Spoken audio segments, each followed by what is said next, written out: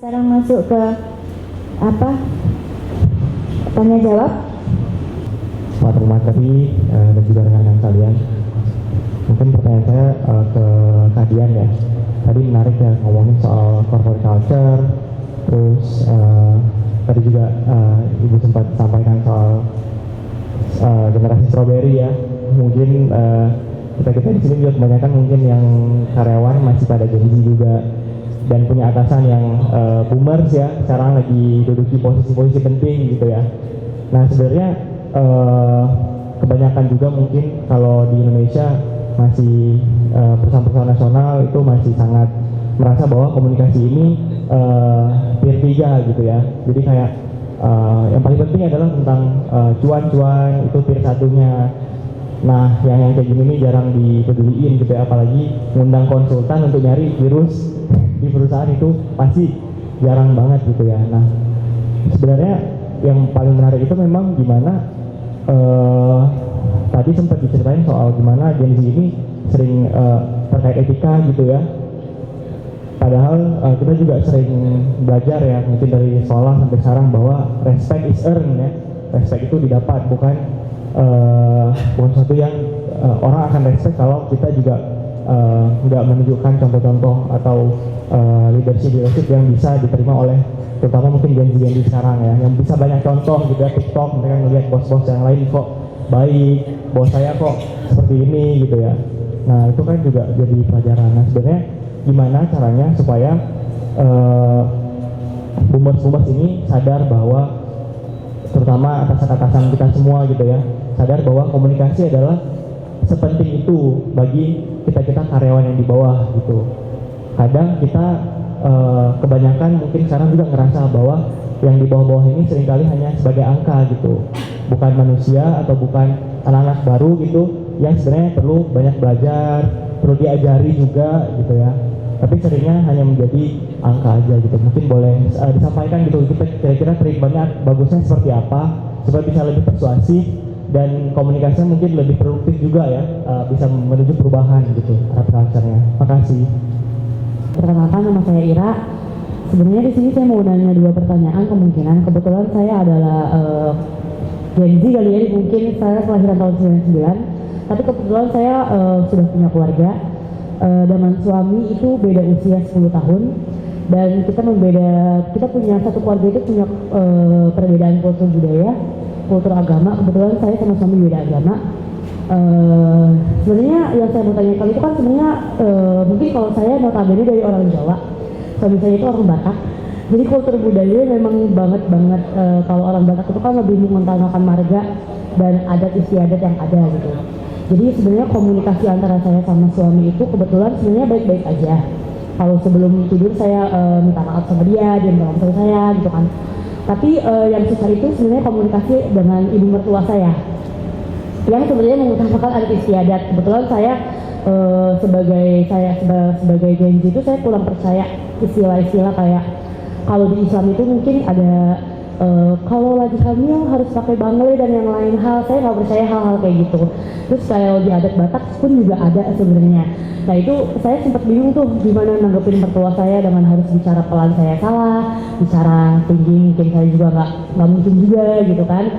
Jadi maksudnya tanggapan dari ketiga narasumber ini gimana tanggapannya komunikasi terbaik saya untuk dengan saya yang satu rumah mungkin beda budaya, beda agama, terus juga beda tata cara didik. Kebetulan anak saya itu usia masih 4 tahun, yang memang sedang-sedangnya lagi aktif-aktifnya dan lagi banyak mau tahu. Jadi dia kalau setiap Senin sampai Jumat itu setiap sore itu saya usahakan mengaji. Kalau Sabtu Minggu itu suka ikut Katolik keagamaan ke bapaknya. Jadi kadang dia suka bingung lah, itu yang saya harus bingung jawabnya kayak seperti apa. Jadi tapi kalau buat saya mungkin ada beberapa teman yang ngejat saya juga kayak nggak kasihan apa sama anaknya begini gitu lah. Tapi saya pribadi saya pikir hubungan saya dengan Tuhan itu vertikal, saya dengan manusia itu horizontal. Jadi maksud saya biarkan saja mengalir apa adanya, nanti keputusan itu setelah dia dewasa. Agama itu kan hak pribadi masing-masing, begitupun juga di keluarga saya gitu. Itu yang pertama. Untuk yang kedua, masalah komunikasi antara perusahaan, mungkin sebelumnya kakak ini juga udah mempertanyakan. Kebetulan saya juga S1 psikolog, Saya juga sebenarnya sebelumnya saya juga udah pernah membahas ini di Keswa. Kebetulan psikolog itu adalah bukan sesuatu jurusan yang saya inginkan, alias hanya karena terpaksa dan karena salah satu instansi yang membuat saya harus terpaksa mengambil jurusan psikolog ini. Banyak banget, karena kebetulan saya lagi nganggur, baru nganggur 3 bulan ini, dan banyak banget orang-orang yang ngejat saya juga kayak, padahal lu S1 psikolog ya harusnya dapet pekerjaan tuh yang gampang dan yang lain hal gitu kan. Saya pikir saya bilang saya pribadi juga nggak mau ya kita nganggur gitu kan, tapi buat saya pekerjaan itu gimana tergantung sayanya. Kalau buat itu saya nyaman ya sudah, karena saya pernah bekerja di salah satu perusahaan BUMN. Buat saya itu terlalu toksik, maksudnya ya itu lagi-lagi karena saya Gen Z ya mungkin ya, jadi terlalu menganggap semua hal tuh kayak kalau buat saya nggak nyaman ini buat saya ini toksik gitu. Jadi maksudnya menanggapinnya itu seperti apa, karena buat saya banyak orang pandangan menganggap kalau saya satu psikolog tuh gampang mendapat pekerjaan atau bahkan bisa jadi HRD atau lain hal. Buat saya itu kan nggak mudah ya, entah saya mental saya yang seperti apa atau gimana, saya juga bingung gitu. Maksudnya menurut 3 narasumber ini gimana tanggapannya, seperti apa yang harus saya lakukan terhadap dunia pekerjaan yang ada saat ini, termasuk salah satunya saya Gen Z, dan buat saya komunikasi antara satu dengan yang lain itu terkadang terkendala pikiran-pikiran yang ada. Misalnya kayak yang satu mikirnya, oh ini harusnya ini bisa lo S1 kan gampang, padahal yang satu juga kita mikirnya enggak segampang itu, karena sekarang banyak banget pekerjaan yang harus melalui orang dalam misalnya kayak gitu. Terima kasih. Baik, monggo silakan. Siapa dulu yang akan? Baik, saya mungkin berbagi pengalaman ya Mbak ya. Kalau Ibu ini kan memang dari kompetensi ilmunya. Saya berbagi pengalaman aja. Tadi kan pemerhati keluarga gitu ya. Jadi gini, memang apa yang dialami sama Mbak itu, Mbak Ira itu juga pasti dialami oleh banyak orang, bukan hanya Mbak Ira aja gitu ya. Perbedaan culture dan segala macam. Nah, mungkin keberuntungan saya pada saat saya sebelum menikah itu saya ada pengalaman gitu ya.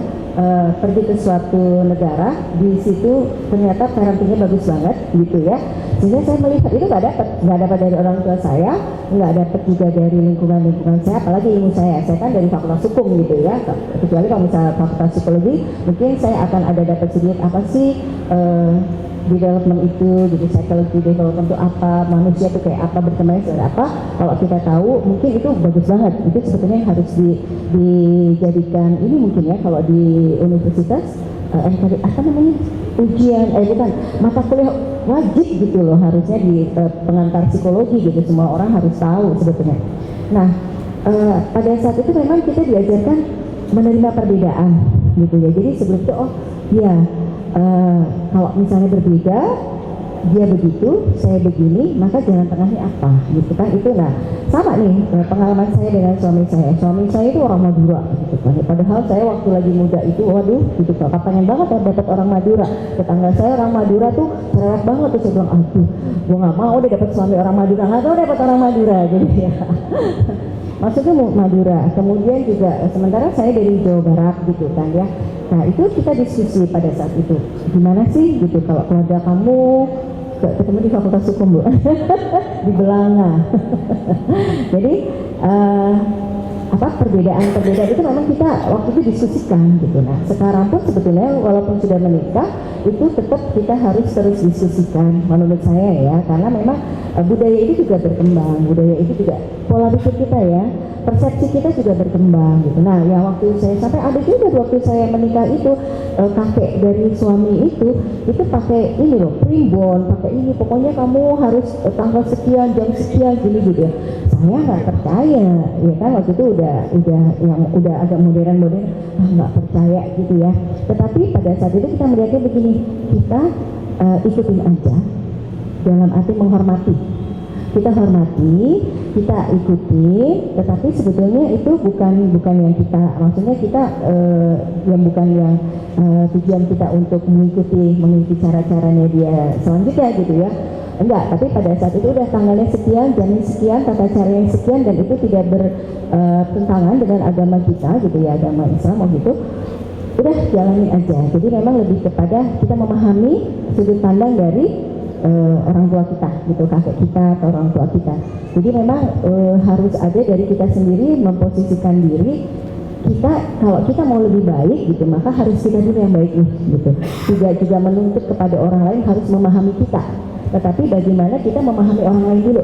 Tadi yang Mas juga bilang ya bahwa respect is earned gitu ya, artinya kita juga harus memperlihatkan respect kita kepada orang lain dulu, baru kita akan di respect gitu kan. Nah jadi sama di keluarga juga seperti itu, semua perbedaan. Kalau saya sama mertua saya juga sama nih. Jadi strategi gitu ya, taktik gitu. Oh iya nih suami ini anak kesayangan mertua kan gitu ya. Gimana caranya supaya mertua juga sayang sama saya gitu ya waktu itu. Jadi apa-apa dia karena PDKT kali ya gitu ya. Jadi saya bilang apa-apa ibu mertua dulu yang diperhatikan. Ibu mau apa, ininya apa, yang nggak suka sama saya apa. Gitu selalu tuh saya diskusi. Jadi waktu pacaran sama suami itu saya malah banyak deketin sama ibu mertua. Jadi apa yang mau nggak mau segala macam itu saya tahu dari ibu mertua. Karena kan saya nanya suami saya, calon suami saya anaknya ibu, jeleknya di mana, bagusnya di mana, kan ibunya yang tahu gitu ya. Jadi saya sangat mendekat ke ibu mertua. Memang dari kitanya sendiri yang harus punya keputusan gitu ya, bahwa kita mau jadi orang baik, maka kita dululah yang memperbaiki diri kita. Judging dan segala macam dari orang luar menurut saya, dan pernah juga saya mendapatkan, semua orang pasti dapat ya dengan kuantitas dan kualitas yang berbeda-beda tentunya ya, tetapi hampir sama lah dalam kehidupan ini, pasti itu sebagai ujian kita kan. Itu kita hanya dengarkan saja apa yang mereka katakan gitu ya, menjadi pertimbangan keputusan kita. Kita juga nggak bisa bilang enggak, saya nggak begitu, percuma aja gitu juga ya, nggak begitu kok, dijelasin kemudian juga nggak bisa gitu. Tapi kembali lagi bahwa itu sebagai pertimbangan kita untuk lebih memperbaiki diri kita. Kemudian masalah pekerjaan tadi gitu ya, Mbak sangat memahami generasi Z seperti ini, tapi jangan juga merasa kemudian nyaman dengan sebutan generasi Z itu tadi ya, ya. Kita harus keluar dari situ, karena masalah generasi Z, generasi baby boomer atau segala itu hanya istilah saja gitulah menurut saya ya. Itu istilah yang kemudian berkembang karena perkembangan teknologi dan perkembangan budaya kita saat ini. Tetapi yang tadi yang sedang value, norma kita sebagai manusia itu tetap, fitrah kita sebagai manusia itu tetap nggak berubah gitu ya. Karena kan Nabi Muhammad dulu sudah menyampaikan lebih dari 1500 tahun yang lalu, menyampaikan gitu ya, bahwa akan ada generasi-generasi gitu ya yang akan berbeda dengan kita, maka kita harus ikutin tuh perkembangan generasi itu. Tetapi value tidak berubah, agama Islam tidak berubah, agama Kristen tidak berubah, value-nya Katolik tidak berubah, tidak. Tetapi perkembangan zaman ini adalah sebagai tools yang memang harus kita pahami seperti itu. Jadi kalau misalnya tadi Mbak Riri bilang, oh generasi Z ada negatifnya gini ya, jangan ikutin generasi yang negatifnya, tapi kita sebagai yang positifnya, bahwa kita generasi Z yang seperti ini loh, bukan generasi Z yang seperti itu. Itu pengalaman dari saya. Terima kasih Mbak.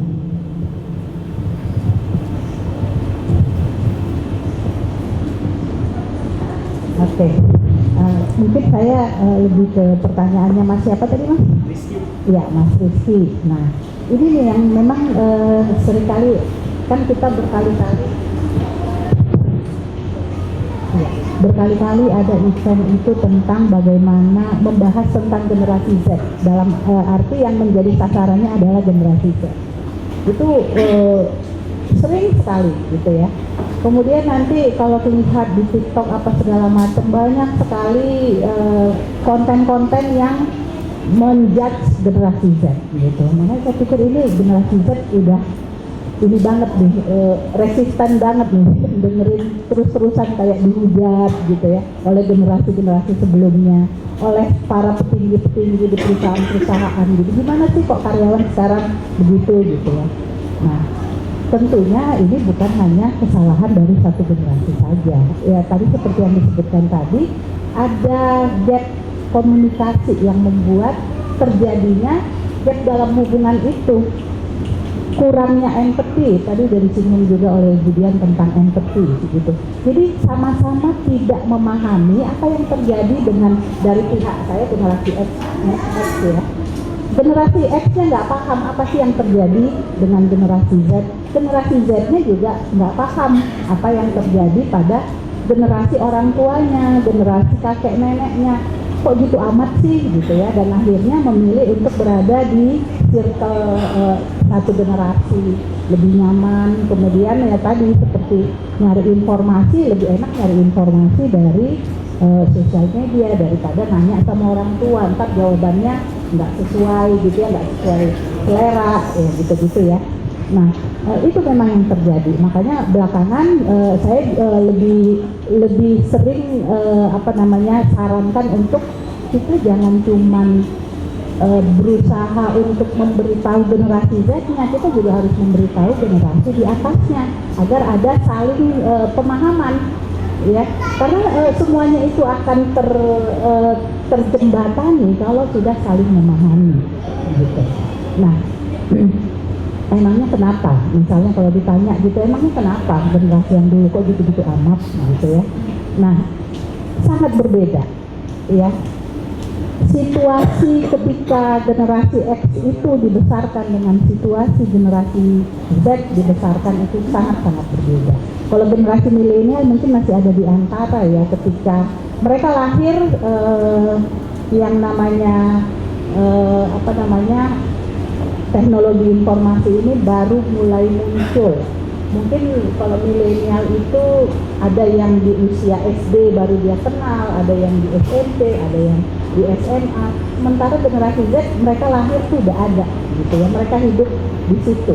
Nah sehingga mereka tumbuh dalam situasi yang berbeda, ya, pola komunikasi yang berbeda, ya, nilai-nilai pun otomatis ikut berbeda gitu. Nah jadi gapnya itu semakin jauh gitu.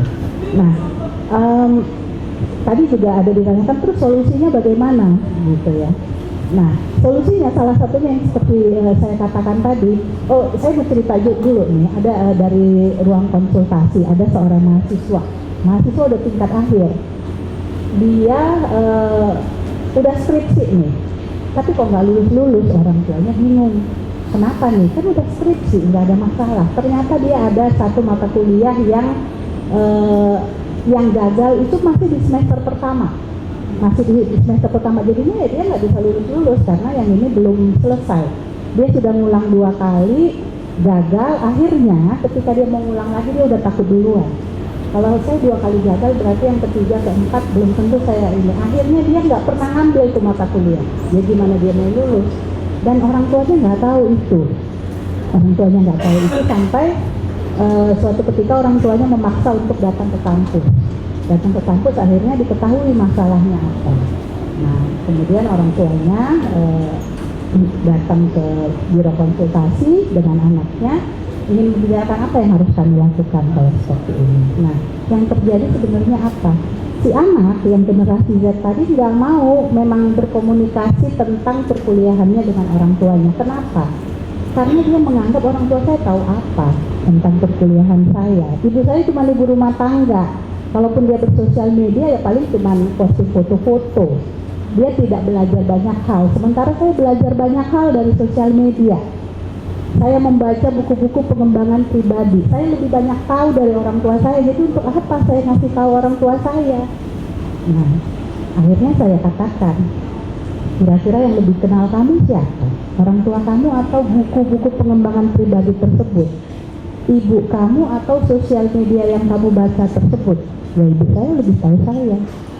Kira-kira nih, kalau ibu kamu lebih tahu, lebih kenal sama kamu, kalau dia kasih saran khusus nggak buat kamu? Ya pasti khusus, Bu. Nah, kalau sosial media ngasih saran khusus nggak buat kamu? Enggak, sifatnya general gitu. Nah ini cuma satu perumpamaan aja nih. Nah itu kadang-kadang yang membuat Z tadi, ketika generasi Z berpikir bahwa generasi orang tua ini nggak tahu apa-apa tentang kami. Secara general istilah generasi aja mungkin orang tua nggak tahu ya, kalau orang tuanya mungkin tidak bukan yang berkarir atau mungkin nggak tahu gitu ya. Tapi apakah mereka tahu anak mereka? Sangat tahu pasti. Nah jadi persoalan empati ini menjadi sangat penting. Saya kaitkan dengan empati ya, karena di sana juga itu mengandung empati. Nah, jadi kalau misalnya ditanyakan terus gimana solusinya, terutama misalnya generasi-generasi lama yang selalu melabel, yang selalu menjudge generasi Z yang ini, semua generasi itu selalu ada plus minusnya. Percaya deh. Jadi bukan berarti karena generasi sebelumnya itu baik, kemudian yang generasi berikutnya buruk, bukan. Ya, masing-masing hanya persoalan gimana kita bisa berkomunikasi secara baik sehingga saya tahu mau apa, mau saya apa. Kalau bukan beberapa tahun yang lalu aja, bahkan sampai sekarang saya lihat kemarin di psikologi UGM juga masih. Sampai yang namanya cara berkomunikasi itu diajarkan di kampus. Itu kan sebenarnya kalau saya sih kurang setuju ya, karena nggak seperti itu caranya gitu ya. Jadi kalau saya dengar tuh di UI udah ada juga cara-cara berkomunikasi dengan dosen. Di Unpad juga ada cara, bahkan di Unpad katanya sampai di contoh-contohnya disebutkan sampai hatur nuhunnya juga harus diajari gitu ya. Kemarin saya lihat di psikologi UGM juga seperti itu, cara berkomunikasi dengan dosen. Nah, kan nggak enak ya kalau diajarin sampai hal yang seperti itu. Nah, jadi ini persoalan pemahaman aja.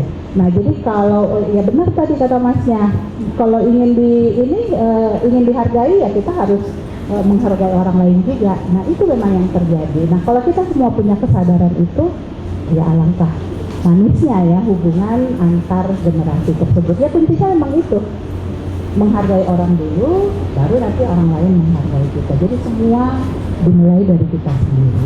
Kira-kira seperti itu sih. Kalau yang untuk banyak kali sudah cukup terjawab atau perlu ya? Ya, mungkin. Oke, terima kasih. Mas Rizky, sebenarnya gini, ini ada kasus juga. Saya menangani perusahaan e-commerce ya, seperti yang problemnya Mas Rizky sampaikan. Kemudian saya bikin satu games di mana ada hari-hari menurut generasi, sampai pakai baju pun harus mengikuti generasinya.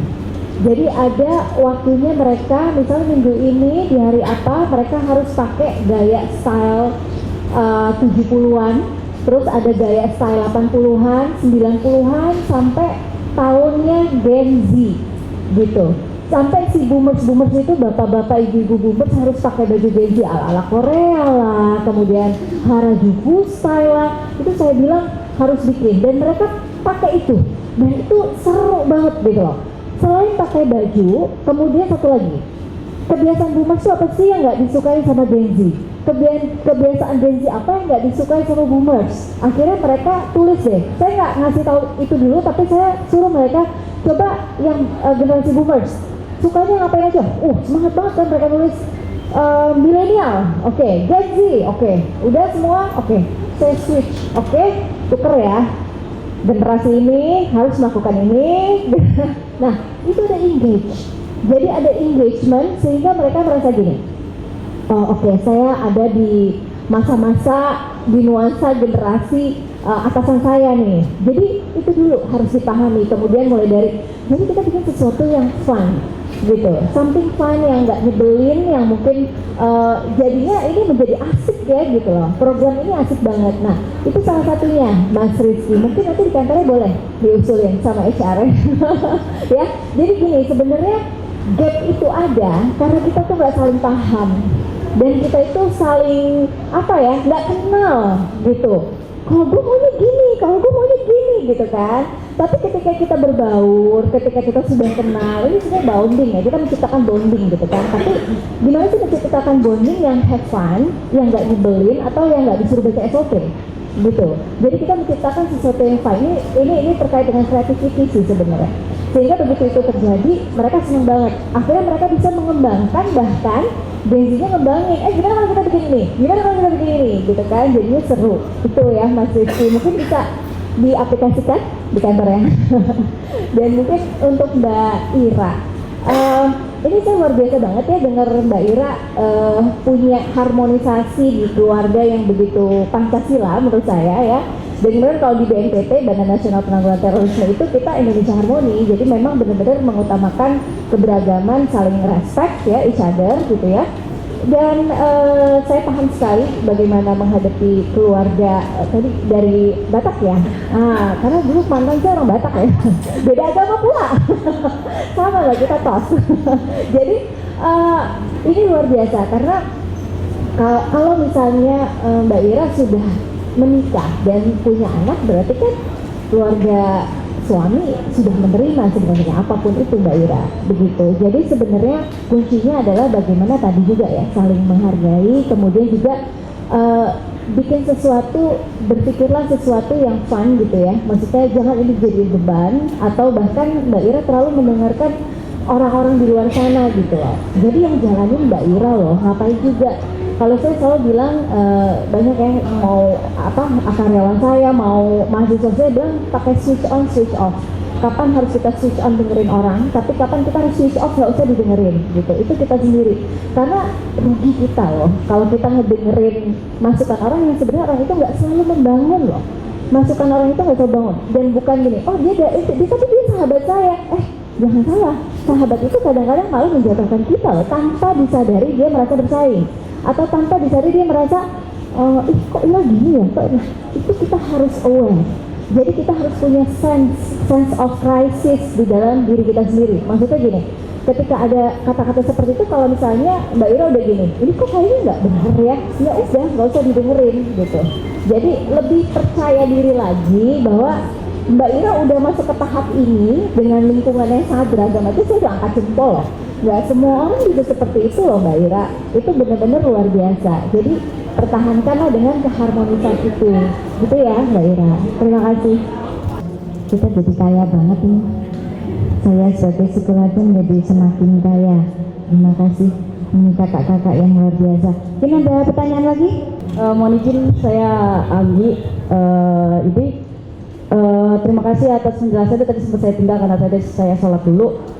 Ini ada pertanyaan sebenarnya sih terkait tentang gap komunikasi sebenarnya. Nah kan saya ini udah menikah, cuman saya menikah dengan orang yang culture-nya beda. Udah gitu saya nikah juga sama orang luar negeri, Timur Tengah gitu. Jadi saat kita berkenalan dulu sama orang tua tuh sempat ada perdebatan. Karena kan yang pertama dari bahasa, kedua juga dari kebiasaannya dia sama saya tuh berbeda gitu. Terus juga dari pihak orang tua pun juga kadang suka membanting ke arah mana gitu kan. Pertanyaan saya adalah nih, mungkin gapnya sampai sekarang kali ya, sampai saya udah nikah pun masih saya pikirin gitu. Bagaimana sih cara menghadapi perbedaan gap komunikasi antara orang tua yang notabene boomer menghadapi dengan notabene suami saya ini yang generasinya milenial tapi dia berasal dari luar negeri gitu. Karena kan culture luar negeri dengan kita itu berbeda walaupun kita sama-sama dari timur gitu. Kayak gitu aja sih pertanyaannya. Terima kasih. Sebetulnya kasusnya hampir mirip sama Mbak Ira ya gitu ya.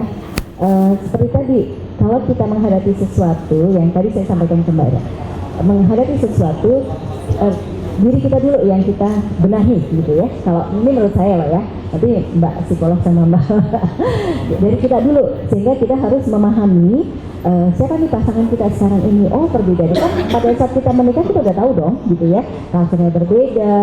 Itu orang sana tuh culture-nya kayak apa sih, itu harus dipelajarin tuh gitu kan. Nah pada saat itu yang baik gitu ya, sekarang tuh tidak telat gitu kan, itu disampaikan juga ke orang tua sebetulnya, ini culture di sana tuh begini gitu ya. Dan itu menjadi satu kalau menurut saya sih itu menjadi satu rahmat ya, perbedaan-perbedaan itu gitu kan. Ada sesuatu yang baik gitu ya, yang bisa kita jadikan value juga di dalam keluarga kita, bahkan jadi beragam kan, jadi beragam. Perbedaan itu memperkaya justru keluarga itu kan ya. Kemudian juga tadi kita pahami keluarga dari suami kita itu seperti apa, kemudian di bridging ke orang tua gitu ya. Kita kasih tahu kalau misalnya culture-nya adalah seperti ini, cara bicaranya begini, cara ini memang culture gitu ya. Bukan berarti misalnya kayak kayak teman saya misalnya yang dari Sumatera Utara gitu kan, biasanya kencang-kencang kan ngomongnya ya gitu ya, tapi kan bukan marah dia, emang ngomongnya begitu gitu ya. Jadi hal-hal yang detail seperti itu sebetulnya bisa dikomunikasikan ke orang tua gitu, culture-nya seperti ini. Sama culture-nya kita pun disampaikan, dikomunikasikan kepada suami dan keluarga suami, bahwa kalau di Indonesia ini kayak begini, orang tua saya ini seperti ini, apa yang harus saya sampaikan. Jadi pasangan suami dan istri itu menjadi satu kayak filter gitu, bukan artinya main enggak sih pokoknya kalau kita begini kalau ini enggak, malah tambah jurang pemisahnya, perbedaannya malah tambah, enggak, tapi bagaimana kemudian mengharmonisasikan, dari bahasanya mengharmonisasikan perbedaan itu kepada orang-orang sekitar kita. Jadi memang terus menerus, nggak mungkin sekali gitu, terus aja gitu. Tuh kan ada yang bagus kan dari suami saya misalnya itu, terus oh ini ternyata bagus loh dari orang tua saya gitu, yang bisa kamu lihat nilai-nilainya, nilai-nilai Indonesia itu seperti ini misalnya. Itu yang memang harus punya tekad dari Mbak Anggi ya gitu ya. Jadi dari kitanya dulu gitu, bahwa kita mau di situ, posisinya kita adalah untuk memperbaiki semuanya, bukan mempertahankan nih budaya saya, orang tua saya, ini suami dengan suami itu enggak, tapi bagaimana kemudian mencari jalan tengah di atas perbedaan-perbedaan itu. Itu kalau menurut saya, karena saya sendiri juga walaupun sama-sama orang Indonesia, tapi culture-nya pasti beda juga gitu ya. Madura sama orang Sunda kan beda. Orang Madura meledak-ledak ya, saya yang kayak aduh kamu marah ya gitu kan, susah. Tapi pada saat enggak, emang begini kalau ngomong gitu kan. Jadi itu yang memang harus dicari terus, digali terus gitu ya. Kembali lagi kalau menurut saya dari kitanya dulu, kita punya value-nya seperti apa, kita kuatkan, baru kita bisa membridging di antara perbedaan-perbedaan itu. Mbak. Jadi hampir sama ya sebenarnya masalahnya soal iya. Nah, tapi di sini kan sebenarnya yang sulit untuk harmoniskan kan dengan orang tua ya, bukan antara suami istri gitu. Kalau boleh tahu Mbak, tinggalnya dengan orang tua satu kota?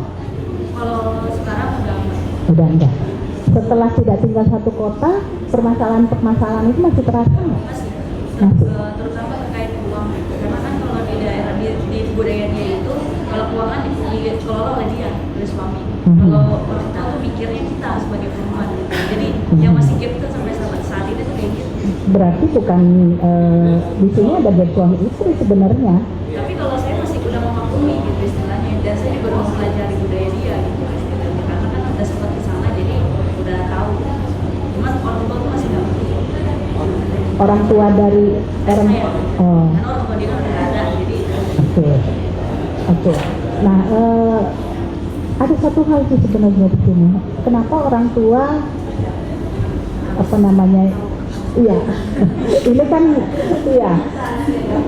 ini kan dapurnya Mbak sama suami. itu masalahnya. Itu dari Mbaknya loh. Itu kayaknya harus ke ruang konsultasi. Iya. Nah jadi kita kembali ke ini lagi, yang namanya kehidupan. Memang yang namanya di timur, keluarga itu ya termasuk semuanya gitu ya. Tapi tetap aja kita harus bikin pembatas juga. Keluarga kecil kita harus benar-benar kita kelola secara ini. Ada hal-hal yang memang perlu diketahui orang tua, tapi ada hal-hal yang tidak perlu diketahui orang tua. Itu aja sih mungkin dari saya. Oke, saya belajar juga dari itu. Gue ternyata nggak boleh terlalu terbuka ya masalah itu. Oke, kalau saya menyikapi dari segi komunikasinya ya, tapi ini kan yang berbeda culture adalah suaminya, Mbak Ani ya. Nah, sebenarnya yang harus dijagain adalah perasaan orang tua kalau menurut saya. Karena kan Mbak Ani membawa orang baru ya ke dalam keluarga, dan yang harus adaptasi sebenarnya suaminya, bukan orang tuanya. Karena gimana pun juga kita respect sama orang tua, begitu ya. Kemudian kakak saya juga menikah sama orang Jepang, kemudian adik saya juga pacarnya orang Korea, sekarang ganti lagi orang Cina gitu kan. Jadi benar-benar ibu saya yang ini apa lagi gitu kan. Tapi orang tua saya sangat terbuka gitu, sadar gitu. Jadi kakak saya beda sama suami 20 tahun. Nah itu Japanese kita punya culture yang luar biasa juga, dan alhamdulillah mereka agak cocok nih sama budaya kita, bahkan sangat respect sama orang tua begitu ya. Dan kalau Korea beda lagi, China beda lagi begitu ya, sehingga kita harus bisa meyakinkan pasangan kita untuk bisa respect sama orang tua kita. Jadi yang dibawa adalah budaya mereka, kalau bisa sih menyesuaikan ya, adaptasi dengan budaya orang tua kita, karena gimana pun juga kita bawa masuk orang lain nih. Jadi bukan orang tua kita disuruh pokoknya nggak mau tahu, harus ngikutin pasangan saya begini, ya itu nggak bisa, karena kan itu parents ya, maksudnya kita harus respect sama orang tua gimana pun juga, itu tanggung jawab kita dan itu udah resiko kita bawa orang dari luar ke sini gitu ya. Sama waktu itu juga pernah adik saya gitu ya dari Korea, pacarnya ini pelatih yoga, sehingga ini deh dari cara berpakaian segala macam, wah kok culture-nya nggak masuk nih sama budaya timur seperti itu, tetapi untungnya orang tua saya sangat memahami ya, maksudnya tidak mau sampai merusak hubungan mereka dan lain-lain. Akhirnya dikasih tahu pelan-pelan seperti itu. Jadi sebenarnya harus respect each other, tapi kalau buat saya lebih baik kita respect sama parents ya, respect sama orang tua kita, sehingga kita yang harus bisa ngomong sama pasangan kita. Kayaknya itu lebih mudah begitu ya. Terima kasih Mbak Ani. Mbak Ani sudah puas? Jawabannya luar biasa semuanya, ya ampun, luar biasa. Baik, mungkin sudah tidak ada pertanyaan lagi ya, Mbak Christine. Kita sudah jam 5 lebih. Terima kasih. Mungkin ini sedikit benang merah aja ya. Jadi dari Mbak Nenden tadi bahwa ketika kita ingin di sekitar kita berubah, kita yang utama adalah membenahi diri dulu ya, lalu kita tetap, tetapi kita memahami untuk pembenahan diri kita supaya kita mendapatkan respon yang sesuai dengan harapan kita. Kemudian kita kan ingin mencari model komunikasi antar generasi ya yang ideal dan efektif, supaya apa sih komunikasi itu kan pesan harapan kita tuh sampai diterima, kemudian dilakukan hingga sesuai dengan harapan-harapan kita. Nah itu yang perlu seni, perlu ilmu, perlu pengalaman dan lain-lainnya itu. Nah, kemudian dari ketiga narasumber kita juga semuanya tadi saya menyimak dari Mbak Dian, Mbak Riri dan Mbak Nenden bahwa memang kita harus mengenali ya, mendapatkan konteks dari yang terbaik dan terburuk dari setiap generasi, dari masing-masing generasi, supaya kita bisa mengantisipasi ya, baik yang terburuk maupun kita bisa mengaktualisasi potensi-potensi itu sehingga terjadi keselarasan, keharmonisan, sehingga kita di pesan-pesan kita bisa tersampaikan dengan baik, bisa dilakukan sesuai harapan-harapan kita. Memang itu tidak mudah, tetapi bisa diusahakan. Nah, itu tugas kita semuanya.